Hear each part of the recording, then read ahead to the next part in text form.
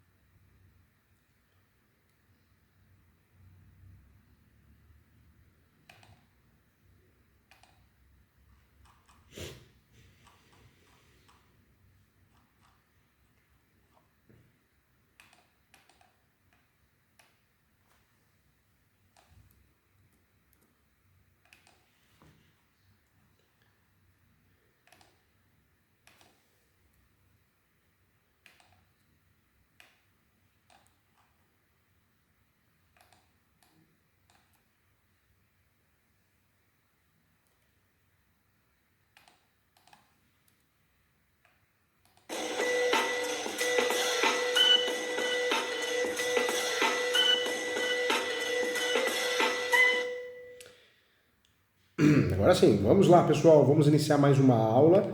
Lembrando que a nossa aula aqui na TV Cresce é a aula 437, gente. Nós vamos bater 500 aulas, 500 programas. É muita coisa, né? É muita coisa. Vamos lá, dentro desse assunto referências do direito imobiliário, eu quero que você saiba que nós temos um ramo totalmente multidisciplinar. O direito imobiliário, apesar de ser um segmento do direito civil, nós podemos atuar em vários ramos dentro do próprio direito imobiliário. Por ser multidisciplinar, existe o direito do consumidor imobiliário, direito administrativo imobiliário, direito constitucional imobiliário, direito penal imobiliário e existe também o direito ambiental imobiliário. Então, vamos tratar desse assunto, um assunto muito importante, é um assunto que quem lida com o mercado imobiliário, com o dia a dia do direito imobiliário, precisa conhecer também, tá bom? Então, vamos juntos navegar por esse assunto tão importante. Vamos lá, quando eu falo de direito imobiliário, eu quero trazer para você que existe uma ligação muito forte com o direito registral, com o direito notarial, com o direito urbanístico, mas também com o direito ambiental. Falar em direito imobiliário não dá para deixar de lado o direito ambiental. Então vamos fazer esse estudo prévio juntos aqui, tá bom? Agora, vem comigo, a aula é ao vivo, envie suas dúvidas, envie suas perguntas, que nós vamos sanar todas as suas dúvidas aqui ao vivo, combinado? Vamos lá, deixa eu começar aqui. Os princípios de direito imobiliário são vários, né? Nós temos vários princípios de direito imobiliário que muito se parece com o direito registral, o direito notarial. Mas no âmbito ambiental, no direito ambiental, os princípios de direito ambiental, os objetivos, em termos gerais, pode-se afirmar sim que o direito ambiental tem o objetivo de traçar parâmetros de preservação do meio ambiente em relação à conduta humana, estabelecendo normas para harmonizar as relações econômicas e sociais com o meio ambiente, garantindo o bem-estar da população. Esse é o objetivo. Dentro do direito ambiental, nós temos o primeiro princípio, que é o princípio da prevenção. O princípio da prevenção, ele esclarece o quê? A prevenção determina a adoção, gente, de medidas prévias para inibir a ocorrência de danos ambientais, já cientificamente conhecidos e, consequentemente, tem o objetivo de preservar o meio ambiente ecologicamente equilibrado para o presente e para as gerações futuras também. Não se pode, gente, esperar a ocorrência de um dano ambiental para somente posteriormente o poder público atuar. É o que acontece no Brasil. Você sabe disso, que é o que acontece no Brasil, né? Vários casos, as leis surgem no Brasil depois de uma ocorrência, de uma situação muito grave que aparece na mídia. Você sabe que é isso. Esse é o nosso país. Mas, de fato, o poder público ele tem que atuar antes, né? O objetivo é isso, a prevenção ambiental, prevenção. Isso na incorporação, isso no loteamento, projetos de incorporação, projetos de loteamento. Nós temos que trazer essa proteção ambiental. Então, não se pode esperar a ocorrência de um dano ambiental para somente depois o Poder Judiciário ir atrás, fazer alguma coisa. Então, as ações devem ser preventivas. Então, o princípio da prevenção está aí, né? Uma parte onde nós temos o quê? O fato determinante, que é a prevenção. Essa prevenção vai surgir da legislação, ou seja, a aplicação do princípio da preservação e da prevenção ambiental, ela pode ocorrer sim na esfera legislativa, administrativa e judicial. Na esfera legislativa, a criação de mecanismos que acabam criando objetivos de evitar a ocorrência de danos ambientais, E nós temos vários exemplos, né? Licenciamento ambiental, o AI, o RIA, né? São exemplos clássicos que vêm da legislação. Em relação à prevenção administrativa, nós temos as políticas públicas de proteção ao meio ambiente. E aí nós temos a fiscalização e a aplicação de sanções administrativas. Em relação às vias judiciais, nós temos a concessão de medidas liminares objetivando a prevenção do meio ambiente. Tá? Então, importante aí, 3 esferas, 3 linhas que nós vamos trabalhar o princípio da prevenção ambiental. O segundo princípio que nós temos que saber é o princípio da precaução. A ideia fática do princípio da precaução, de fato, é muito semelhante com a prevenção. Ambos têm o objetivo de evitar a ocorrência de danos ambientais, mas a grande diferença, trago para você, a diferença, a master entre ambos, é que enquanto o princípio da preservação ele trata dos riscos nocivos já cientificamente conhecidos, o princípio da precaução, ele não há certeza. Nesse princípio da precaução, diferente do princípio da prevenção, não há certeza sobre a ocorrência do dano, mas há elementos científicos suficientes para indicar a probabilidade de sua ocorrência. Então, nós temos aí um tratamento diferente.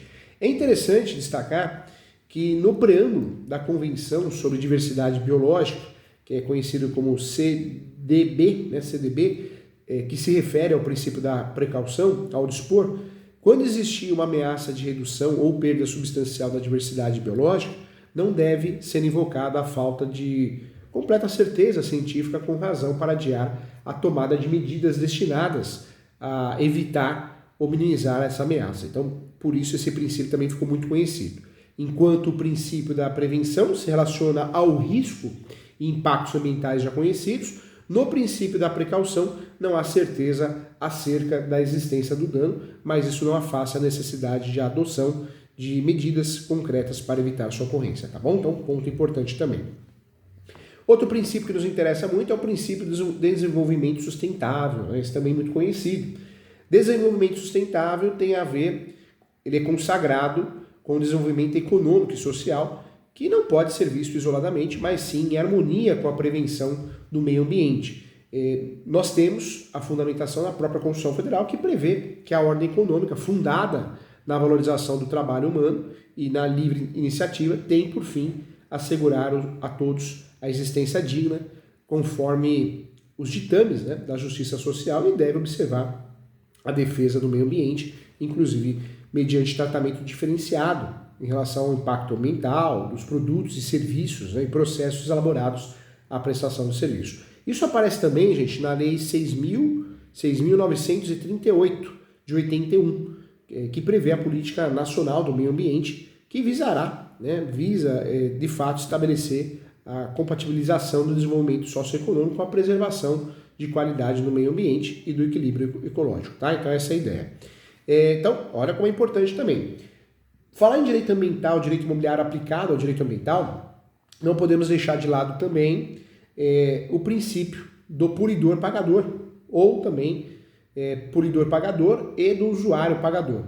Esse princípio, o princípio do polidor pagador, polidor é quem polui, né? Pagador determina a necessidade da responsabilização financeira do polidor pela degradação ambiental. Então, você poluiu, tem que pagar, tem que consertar. Isso é bem interessante também uma tese de acusação do MP, muito utilizada também na prática. Outro princípio que nos interessa muito é o princípio da informação. O princípio da informação, ele preceitua, assim, a necessidade de se dar conhecimento à população sobre as questões que envolvam o meio ambiente por meio de informações claras e precisas sobre as atividades e eventos e decisões que possam ter reflexo ambiental, também nos interessa muito, muito importante também. Mais um princípio que nos interessa dentro dessa aplicação é o princípio da solidariedade, ou ainda princípio da equidade intergeracional, né? De acordo com o princípio da solidariedade ou equidade intergeracional, a preservação do meio ambiente é um dever imposto de fato a todos para garantir a preservação das gerações futuras e o direito de usufruir dos recursos ambientais também. Também é um princípio que nos interessa muito nas ações, no dia a dia, na prática da advocacia do direito imobiliário, do direito ambiental. Outro princípio que nos interessa muito é o princípio do protetor-recebedor. Protetor-recebedor, note aí, Esse princípio também tem tudo a ver com as questões práticas de direito imobiliário, direito ambiental, advocacia ambiental. Esse princípio protetor-recebedor, de acordo com o princípio do protetor-recebedor, que possui previsão legal no artigo 6º, inciso 2º da Lei 12.305 de 2010, aquele que proteger o meio ambiente poderá receber uma vantagem econômica em virtude da sua conduta. Então, esse princípio também nos interessa, também é muito importante. O meio ambiente, agora saindo dos princípios, essa parte mais teórica, indo para a parte mais prática, meio ambiente. Conforme o dispositivo do artigo 3º da Lei 9.938 de 81, meio ambiente entende-se por meio ambiente o conjunto de condições, leis, influências, interações de ordem física, química, biológica, de todos os sentidos, que permite e abriga a situação de proteção ao meio ambiente, né, que rege a vida em todas as suas formas. Quando eu falo de meio ambiente, ocorre, gente, que o dispositivo mencionado, o artigo 3º da Lei 6.938, traz um conceito restritivo do meio ambiente ambiental, não se conciliando com a doutrina atual ambiental, que entende que o meio ambiente não se restringe apenas aos recursos naturais. Meio ambiente não é só o meio ambiente natural, mas abrangendo ainda, conforme doutrina atual, ainda a cultura, meio ambiente artístico, ambiente de trabalho. Então, ele acaba sendo o gênero de várias espécies. Atualmente, o entendimento de meio ambiente é o gênero de várias espécies. Dentro dessas espécies, nós temos meio ambiente natural, meio ambiente cultural, meio ambiente artificial, meio ambiente do trabalho. Então, temos várias espécies de meio ambiente, tá? Meio ambiente natural, de fato, é um meio ambiente também conhecido como patrimônio físico, correspondente à natureza, que inclui atmosfera, água, subterrâneas, superfícies, mar territorial, solo, subsolo, fauna, flora, tudo isso é meio ambiente natural, tá? Não dá para errar. Quando eu falo de meio ambiente natural, é isso. Meio ambiente artificial. Meio ambiente artificial diz respeito ao espaço, né, urbano construído, ou seja, o conjunto de edificações fechadas, espaço urbano fechado, abertos, espaço urbano aberto como ruas, praças, áreas verdes, isso também é meio ambiente, chamado de meio ambiente artístico. Existe o meio ambiente cultural. O meio ambiente cultural é o patrimônio artístico, paisagístico e arquitetônico, o arqueológico, histórico e também turístico, tá? Também meio ambiente cultural. E também nós temos aí, de fato, a fundamentação no 216 da Constituição Federal, artigo 216 da Constituição Federal.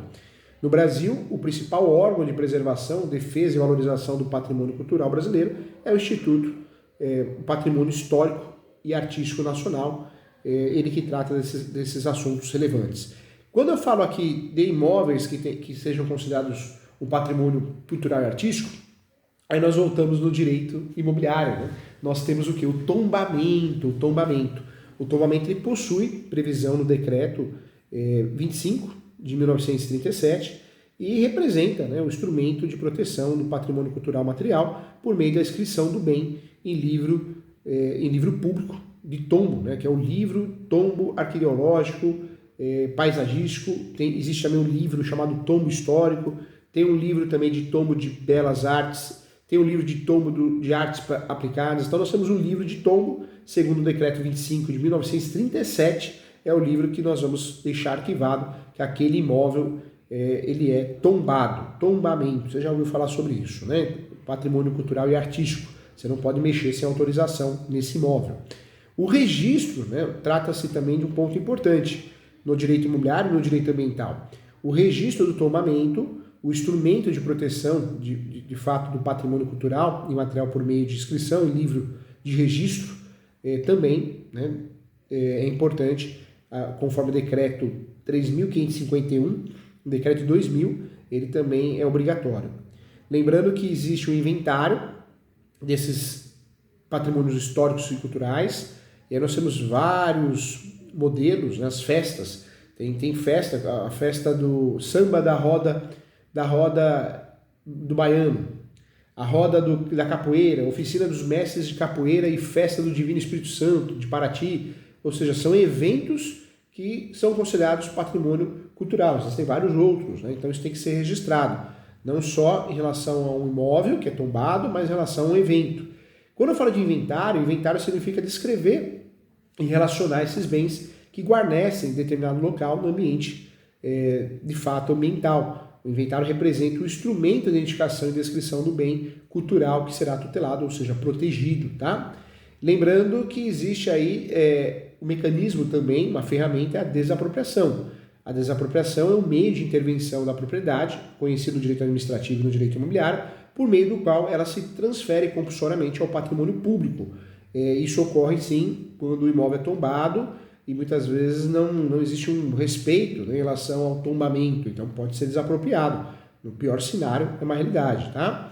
Não podemos esquecer, então, que o meio ambiente do trabalho é considerado meio ambiente também, dentro dessa disposição. Professor Júlio, onde eu vou lutar, brigar judicialmente pelo meio ambiente e questões ambientais? Então, nós temos a competência material. As competências materiais subdividem em exclusivas e comuns. Competência material exclusiva, nós vamos instituir um Sistema Nacional de Gerenciamento de Recursos Hídricos e definir critérios de outorga de direitos de uso, isso na esfera do direito ambiental. Em relação à competência material comum, nós temos o objetivo de proteger os documentos, obras, bens de valor cultural e artístico. Esse é o objetivo também que deve ser levado em consideração dentro desse estudo do direito ambiental no âmbito imobiliário. A competência legislativa, gente, é tratada no artigo 22 da Constituição Federal, cujos incisos trazem assuntos concernentes ao interesse nacional e estratégico da União. A competência legislativa é privativa da União, artigo 22 da Constituição Federal, ou seja, caberá apenas à União legislar sobre o tema, podendo, entretanto, por lei complementar federal, delegar a competência aos Estados-membros para tratarem de questões específicas também, tá? Então, outro ponto importante.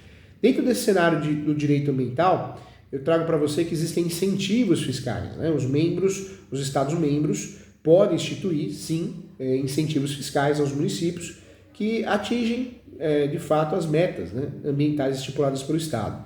Outro ponto importante do direito ambiental que tem a ver com o direito imobiliário são as terras indígenas. Embora as terras indígenas sejam da União, a própria Constituição Federal de 88 assegura às comunidades indígenas a posse permanente das terras que tradicionalmente ocupam, além do usufruto exclusivo das riquezas do solo, dos rios e dos lagos neles existentes também, tá bom? Então isso é importante também.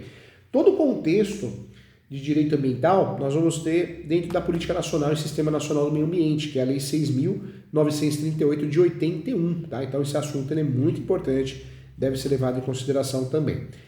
Alguns pontos, existem licenças, né? Existe a licença prévia, que é concedida na fase preliminar do planejamento do empreendimento, ou atividade aprovando a localização e a concepção. Existe a licença de instalação, que autoriza a instalação e construção do empreendimento. E existe a licença de operação, a chamada LO, que autoriza a operação da atividade ou empreendimento. Então, tudo isso nos interessa no direito imobiliário também. Outros pontos também, licenciamento da União, que é o IBAMA. Principais hipóteses que nós temos também são hipóteses de empreendimentos e atividades localizadas e desenvolvidas em conjunto no Brasil. Licenciamento pelos Estados e Distrito Federal, isso acontece incluindo a competência da União e dos municípios, né, nos empreendimentos localizados e desenvolvidos em unidades de conservação instituídas pelo Estado, exceto em áreas de proteção ambiental, as APAs, né? E existe o licenciamento pelos municípios, né? Licenciamentos praticados pelos municípios ou Distrito Federal, que é o licenciamento de impacto local, são definidos pelos conselhos estaduais do meio ambiente. São licenças importantes também que nós temos que lidar no dia a dia. Então, esse assunto é muito importante, nos interessa muito, porque tem tudo a ver com incorporação, tem tudo a ver com loteamento, tem tudo a ver com direito imobiliário, tem tudo a ver com mercado imobiliário. Então, nos interessa muito.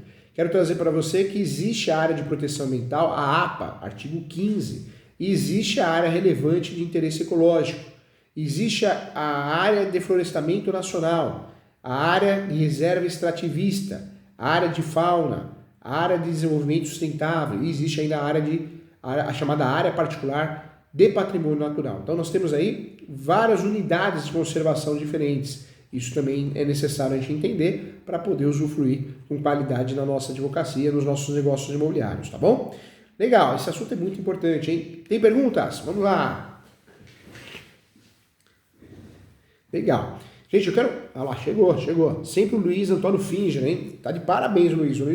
O Luiz, a hora que for dar uma palestra no Cresce Presencial, vou levar um livro de presente para ele. Porque ele sempre acompanha a questão de direito, Então merece nosso apoio aqui. Bom dia a todos, sempre educado. Qual a responsabilidade do curador após a morte do curatelado quanto aos bens? Pode recusar ser inventariante? A responsabilidade é sobre perdas e danos, né? A partir do momento que eu vendo imóveis, faço alienação, doação, locação sem autorização, eu posso responder com perdas e danos. Então, é fato. Legal, boa pergunta, hein? Deixa eu fazer um convite, antes de responder aqui o Rafael. Você que é corretor, corretora, advogado, advogada, quer estudar comigo, o professor é coordenador da pós-graduação em Direito Imobiliário e Negócios Contratuais. É uma pós muito focada na prática, no dia a dia, né, das transações imobiliárias. Então, entra no site www.portalesu.com.br www.portalesu, escolasuperioruniversitaria.com.br. Digita no Google que já aparece, Portal ESU.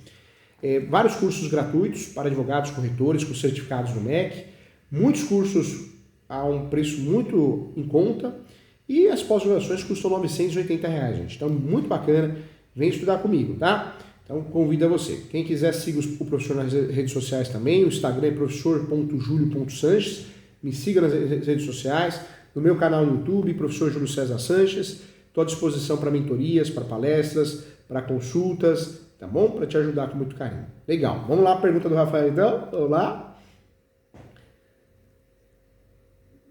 Aí, apareceu. Bom dia, professor. Quais cuidados tomar ao adquirir um imóvel no qual o vendedor possui uma procuração? O fator de procuração precisa tomar cuidado. O principal ponto é analisar se essa procuração é válida, se ela não foi revogada. E a gente consegue essa informação no cartório, né? Você consegue a certidão de translado da procuração para ver se ela é efetiva. Então é importante sempre checar essa informação. Parabéns pela pergunta, Rafael. Sempre checar essa informação é muito importante para evitar a nulidade no negócio. Legal. Bacana, gente. Chegamos ao final, então. Eu agradeço. Mais uma questão de direito na TV Cresce, no Conselho, demonstrando a credibilidade, a confiança. A ideia é essa, tá bom? O Leone também acompanhando. Um abraço. Agradeço a todos e até a próxima. Muito obrigado.